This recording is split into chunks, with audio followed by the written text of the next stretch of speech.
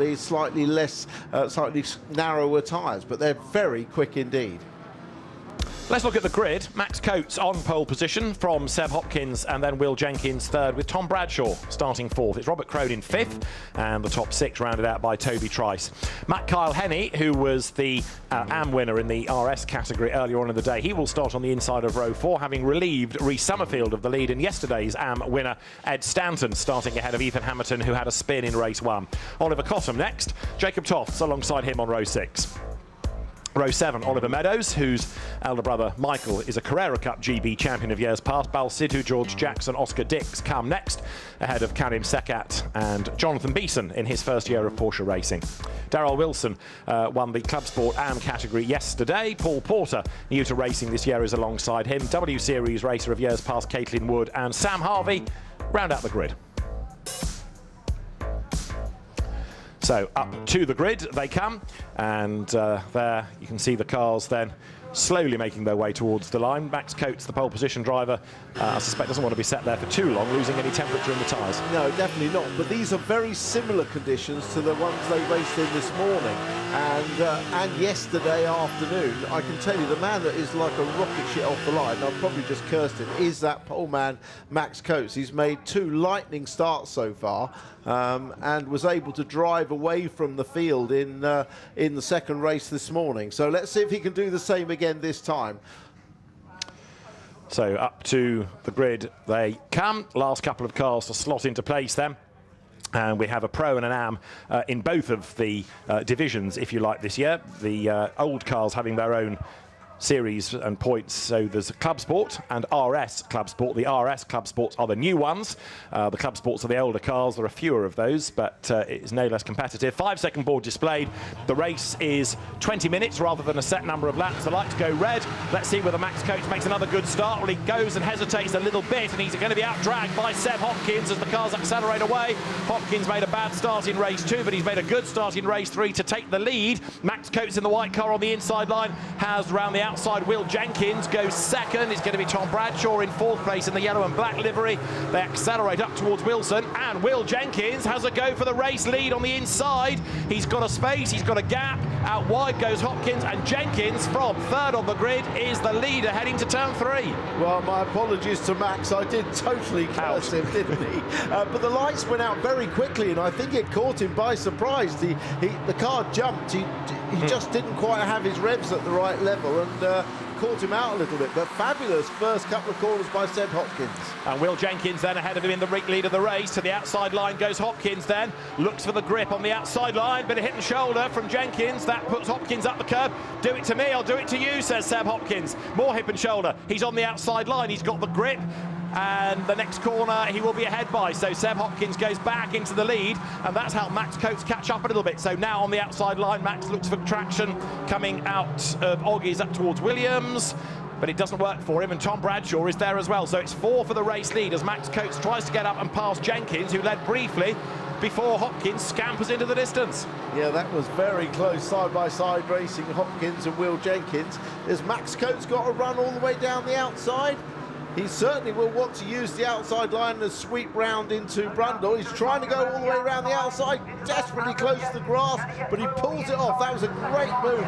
Is he going to, the quickest line now around the bomb hole is actually around the outside, so Coates is actually going to be fine. Yep. Look at him come off the corner with far greater speed, just because you pick up more grip on the outside, and Coates makes it into 2nd place. And now, therefore, as he comes down towards turn 12, needs to go after the race-leading car in the hands of Seb Hopkins from 2nd on the grid. So the 2 drivers that have won the 2 races already this weekend are now 1st and 2nd. It's the showdown between them. Hopkins leads, Coates 2nd, 3rd is Jenkins, and then there, 4th, Walter Hayes Trophy Formula Ford tournament winner Tom Bradshaw. Replay of the start from the drone. Max Coates has already made that sluggish getaway, and he's already down to 3rd. Look at the first corner at Riches. Yeah, and then watch Will Jenkins gets good drive off Riches, goes to the inside and manages to force his way through into the Wilson hairpin. We're on board with Ethan Hamilton now. He goes to the outside. He made a good launch. That was a good launch from him. See where he goes at turn 1. round the outside, carrying good speed. At this point, you're just hoping nobody on the inside wipes you out. Unfortunately, it doesn't. Listen to the sound of that engine. It's absolutely fabulous. Revs to 9,000 revs, and absolutely a peach of an engine. And also in replay here, more contact. That was Darrell Wilson being tagged sideways by Jonathan Beeson. They run in the club sport category for the older cars. And they survived the experience, although, of course, on this treacherous track surface, self-preservation is pretty important. Then it all kicked off again between the two, going out of riches, and that was a bit more bruising as they clanged the barriers. It was. I think they actually checked up because the car in front got wide and inadvertently took each other off. So, race lead gap when they came over the stripe was 9/10 of a second, Seb Hopkins to Max Coates. Hopkins is number 18, Max Coates 71, look, the largely white-fronted car, and they're getting away from Will Jenkins. Despite Will's heroics on the opening lap, he's lost the lead, he's lost second, and he's lost time, hasn't he? He's fallen, what, 6, 7 lengths back? Yeah, definitely. I mean, these cars, obviously, the teams are getting their head round the setups of the cars, and by that I mean geometry. Oh, and that looks, is he carrying on? No, he's pulling off. He's pulling off. And they're trying to get their heads around the geometry of the cars to get the best setup. They all run on the same dampers, which then, although they're adjustable, they have to be in a fixed midpoint setting. So they're just trying to get the tyre pressures, the geometry right for these conditions, and it's about learning the car. But from what I've seen this weekend, Seb Hopkins is by far and away, I say by far and away, by a small amount, the quickest driver in the dry, but Max Coates appeared to have a bit more pace in the wet. But they will have made adjustments since the last race, and that may change now. Yes, when the weather is inclement, you need your coats, don't you? So it's all sort of part and parcel of Max doing well, I guess. He is 11/10 back, so the gap has grown. Seb Hopkins is pulling away ever so slightly, fastest lap of the race last time. This is Ethan Hamilton up into 6th place, having started 10th on the grid. He's going after Toby Trice. Ethan had a big lose in the earlier race, coming out of bomb hole, so that compromised him to an extent. So there is Seb Hopkins, the race leader, Max Coates second. The train behind is building up, isn't it? Jenkins, then Bradshaw, then Trice. Hamilton is closing, and he's taking Robert Cronin with him for good measure. Yeah, it's a good battle. And further back, there is Matt Kyle Henney under attack from Jacob Tofts on the inside line. We saw Jacob's father Neil in the championship last year. Jacob spent the early part of this season in Carrera Cup GB Esports Championship, the virtual Porsche Championship, in which he did really well, and now into real-world racing, and going well, going nicely. Very nicely. Matt Kyle Henney in the green-fronted car. New team, Clean Racing, which is actually owned and being run by his father, Pete Kyle Henney, and having taken over largely the assets of the Richardson Racing team. Which was familiar on the grid last year in Carrera Cup GB, and there, as you can see, the field streaming towards us. The current leader of the new RS Club Sport AM class, Reece Summerfield, former Ginetta driver. It is Oscar Dix leading in the older pro class, and the older AMs being led at the moment by Paul Porter. Battle on here, look, because side by side, Kyle Henney loses out up on the inside line in 88. Then goes Oliver Meadows, and dad, of course, Mercedes F1 team manager, and brother Michael, Carrera Cup champion, and very good single-seater racer turned GT racer. Now it's the next generation to have a go. Jacob Toft almost into the back there of number 98 of Oliver Cotton, whose grandfather Alan used to race Connaughts in historic Grand Prix Car Association races. So another good motor racing family on display. Very much so, two good motor racing families. Yeah, it's Reece Summerfield coming to view. Ed Stanton behind him. Kyle Henney actually has dropped back on this lap. Is the rain coming down a bit heavier, perhaps? No. Not out of our window, but that's not to say it isn't elsewhere. The rain there, that looks heavy there, which is up at turn 1 Riches, so maybe it's coming in. Jacob Toft goes wide, struggles for traction, loses a place because skipping up past him there goes Oliver Meadows. But you've got then number 98, Oliver Cotton, just up the road, the two Olivers together. Jacob Toft behind them. This time it is going to be Cotton that goes wide, Meadows right on his tail, and Jacob Toft next in the queue. And quite a heavy rain now. Look, that is definitely coming in. It's now hit the start-finish line where we can see. So maybe, I hope we don't have another one of these huge thunderstorms, but it's certainly coming in, which is going to change the complexion of this race. No worry about tyres, they're all on the wet Michelin tyre, which is the same tyre across both categories, both the Cayman and the GT4 RS. Same tyre for both cars, and it's a very effective tyre as well. So the rain is coming, that's for sure. The track surface is getting slower, very much now. We're seeing slower sector times as the drivers have to tiptoe around. The lead gap came down ever so slightly last time between Hopkins and Coates. And 12 more minutes are on the clock. As you see, Rhys Summerfield there coming towards us now. He is leading Edward Stanton on the track and also in the AM class. So you've got the two of them getting close together now for the category lead. There you can see how heavy the rain is. That's at Coram, which is the penultimate corner on the lap. The leader is Seb Hopkins. He's the pioneer in all of this. He is the first one on every lap to find out how wet it is this time around. Yeah, and it's nice to have a guy in front just as a sort of lead into unknown conditions. You can judge your pace off him. If you see him lock up on the brakes, you could got that a moment of to brake a bit earlier. Has he gone wide there? Looked to potentially like Hopkins had gone wide, but he's okay. But these are the conditions in which I think that Max Coates might be a little bit quicker. Well, the gap's down to half a second, so absolutely he is quicker. Max hustling on.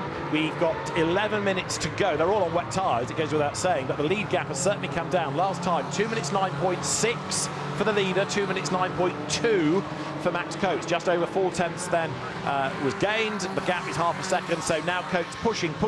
He knows he's a little bit quicker, but he's still got to be patient and not slither off wide. Yeah. In fact, I noticed this morning Hopkins' car looked fairly nervy on the brakes, didn't it, in wet conditions. As just getting out on the curb, you don't want to do that too much, Max Coates, but as you lose drive. But definitely on the brakes, it looked as though Hopkins' car moved around quite a bit. There they are then, turning their way up out of Williams, and to the pit lane is George Jackson. So that car, I'm afraid to say, looks like it may well be done for the day. George Jackson sitting in the pit lane in the JWB Motorsport entry, Nick Beaumont's team. One-time touring car racer himself. Seb Hopkins and Max Coates then, to the eye, looking a little bit nearer, although in the first sector Hopkins was the quicker, but in the second sector Coates the quicker, and net he has been the beneficiary. Yeah, they're using quite different lines as well, these two. Seb Hopkins trying to use some outside lines even in the slower corners. They're all using it now around the bomb hole, and I dare say they will round Cora, but watch when they get to the final corner. Hopkins has a slightly different line through the final corner. Not sure yet which one is actually quicker. Meantime, battle on here, Edward Stanton versus Oliver Meadows. This is for 9th and 10th places and second in the RS Club Sport AM category. These are the newer cars, the quicker cars. And new to Porsche Racing is Meadows. There's a change there. That is Robert Cronin getting himself up on the inside of Ethan Hamilton and going ahead. This is Hamilton's view. They're side by side as they come up towards the line. You can see how wet the road is. You can see the spray hanging in the air. Ethan Hamilton is the brave one. He goes ahead as they come over the line. Hidden in the spray is Robert Cronin, but he brakes as late as he can going into Rich's, and brave stuff, fair play. Back through on the inside. Yeah, because we know that outside line, we've seen it in the touring car race, is very quick through turn one. But Hamilton thought better than Fowler not to do it this lap and stayed on board. So he is still behind Robert Cronin. Nose to tail they run. Lead gap 6 tenths. And that's a change of place in AM because Oliver Meadows goes ahead of Edward Stanton. And so, although there, Rhys Summerfield is still the leader, he's being caught, as he was in the earlier race today, by the opposition in the class. And now the opposition is being headed by Oliver Meadows, then in number 88, the Parker Classic Works entered car. It's out of the Team Parker Racing stable. Stuart Parker's very big and busy team. But as they come down towards Agostini, that road is looking ever so treacherous, isn't it? And Jacob Tofts now, who's another of the AMs, has caught up onto the tail of Edward Stanton. So it's game on for the lead, the gap coming down, and there could be a change for third in AM. That Kyle Henney in the green car there, fifth in AM. Yeah, great battle, isn't it, in this class division? Really good. Really evenly matched. That's Ethan Hamilton, who is in pro, and he's lost a chunk of time, hasn't he? So Robert Cronin, having got back ahead of him, has pulled away a little bit. there is Will Jenkins, forgive me, who really has fallen a long way back now. Having led on the first lap, he's lost the best part of 6 seconds, and is Hopkins responding? That gap has stretched. He definitely has stretched. He's found a groove, found a rhythm in these wetter conditions, and it's resulted in an increased gap. It was half a second, just over half a second last time around. It's going to be much bigger now, I think. Here they come then up towards the timing line. So what's going on for Max Coates? 7 minutes left on the clock, though, for him to do something about it, but it does look like Seb Hopkins has got a nice pace going here. Yeah, he's in a rhythm, isn't he? And he's not having to really defend from Max Coates, especially now that he's stretched that gap from half a second to 1.5 seconds. Here in the meantime is Rhys Summerfield versus Oliver Meadows. This, remember, is for the lead of AM. Rhys Summerfield led and lost out earlier on in the day. He does not want to lead and lose again, but I fear that might be what's happening, because Oliver Meadows has done a really good job here of catching. Yeah, and Oliver Meadows appears to have momentum, a bit of a head of steam going, doesn't he? He's moving forward definitely in this race. Having moved past Ed Stanton, he's caught up. He's definitely on the move. Sun out, spray in the air, weather conditions throwing everything at us. Oliver Meadows raced in the Mini Challenge last year. He was 4th in the JCW class. He had a spell in the Mini Challenge Trophy before that. So he's an experienced racer, but not in this type of car. Very different from what he has been used to in the past in the Minis. But he's learned quickly this weekend. Yeah, well, the sun may be out, but I can tell you they will not be looking for rainbows. Their eyes will be absolutely out on stalks, trying not to make a mistake, driving as though you're driving on eggshells. Jackie Stewart used to say, imagine there's an egg underneath the throttle pedal. You're trying to drive so smoothly and not upset the car with jerky control input, steering, braking, throttle, just to keep the car gripping up and moving forwards. So all of them on these Michelin wet tyres. There is the Edward Stanton Toro Verde entry. This is for the AM lead, remember. This is the best battle on track at the minute, with Hopkins pulling away from Coates once more. But as they head on to Bentley Straight, look at all of that spray in the air now. Visibility so difficult. Yeah, I mean, if you're following in a car in front, you absolutely can't see where you're going. You know by instinct and by what you can see on the side of the track. That's why you can see Oliver just pulling out half a car width, just to give him some vision of the road ahead. Rhys Summerfield then under huge pressure, car sitting on his tail, and of course he's got to cope with the conditions for 5 more minutes. Out of bomb hole he comes now. The leaders are on lap 7, about to start lap 8. Seb Hopkins has just gone across the line. 4 3/4 minutes to go. A lap is 2 minutes 10, so what do we say, 3 more laps? Yeah, agreed. Here is the Summerfield Meadows fight, nose to tail once more, down through turn 12 up towards the line. There's another nose to tail battle behind them, Stanton and Toft. They're being caught by Kyle Henney. It's great to see such a big entry this year. 23 cars started yesterday's race, and Sprint Challenge has been a bit of a slow burn. I suppose it wasn't helped by the fact it was launched in the COVID year, but it's had great potential, and it's fascinating to see some returning faces, some new faces. I think we're in for a good year. Yeah, definitely, and I think the introduction of this new car, the GT4 RS, has really inspired the aspiring pro drivers who want to move up into Carrera Cup and follow into the footsteps of potentially other Porsche Juniors. This year, of course, we have a new Porsche Junior, but we've had the likes of Adam Smalley, Harry King, Dan Harper, all go on to achieve international success. And I think people see this as part of the pyramid of motorsport within Porsche. And James Wallace, the next in the line, hoping for similar success, isn't he? As you look at Rhys Summerfield and Oliver Meadows then, still running together, 3.5 minutes on the clock. That lead gap has crept up to 1.8 seconds. Replay here of the race leader, Seb Hopkins, having a bit of a slide, but he corrects it. Max Coates still charges on behind him. And from another angle, this was Meadows and Summerfield getting a bit too close, but Rhys Summerfield just came out of the corner ahead. Yeah.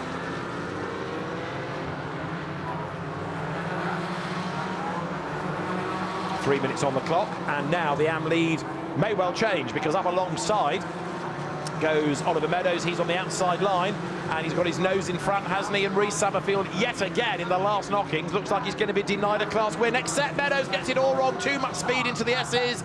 Off he goes across the sodden grass, back onto the circuit. Well, he was so fixated on not braking before Summerfield that he ended up taking too much speed in. Really needs to give that place back, doesn't he, to nullify the advantage gained by cutting across the grass. Well, he's just tried to brake later than Summerfield, but ends up, and he does brake a lot later, but ends up, you can see now he's not going to make the corner. He knows it, straightens up the steering, comes off the brakes a bit so as not to lock up, and just straight lines it. But that was definitely a gain. And it's closed up a little bit at the lead as well. Yeah, it has. It's gone from 1.6 to 11/10. Max Coates, I think, is having another push here. His last lap was a 2 minutes 9. It's 2 minutes to go. They've got this and one more lap, looking at the clock and their track positioning down toward the Agostini hairpin. So yeah, Max Coates having one last push. Of course, the problem is, even if he catches, he's got to go offline to overtake, and we know that it's wet there in certain parts, so it becomes more difficult. But yeah, Max Coates is pressing on, and that live gap look is down again from over a second to 0.9. But when you're leading, the last couple of laps are always the hardest ones, because you don't want to blow it, throw it off, but so it's tempting to drive a bit cautiously. You don't want to give up the lead. To Bentley Straight they come, with another lap to run at the end of this. So just over a minute on the clock. Flag goes out the first time the leader crosses the line once. 20 minutes have elapsed, and Seb Hopkins, the leader in the first sector, was slightly slower than Max Coates, who is therefore, you can see it, inching back up onto his tail as they come into the S's. A little bit deeper goes Hopkins. Max Coates there applying all the pressure, but I've got to say, Seb Hopkins is coping with this really well. He really is.